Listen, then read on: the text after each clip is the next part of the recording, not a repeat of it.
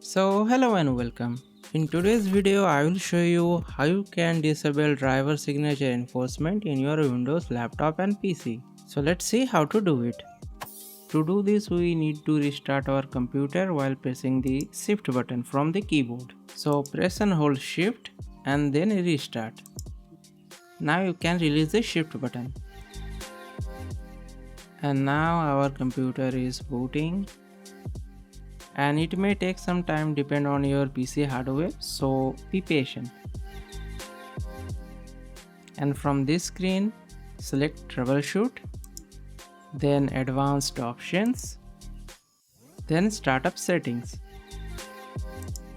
So these are the options we will see in the startup settings page. From all these options we need to select the disable driver signature enforcement. Now click on restart. Now we are on the startup setting page, and as you can see disable driver signature enforcement is at 7th option.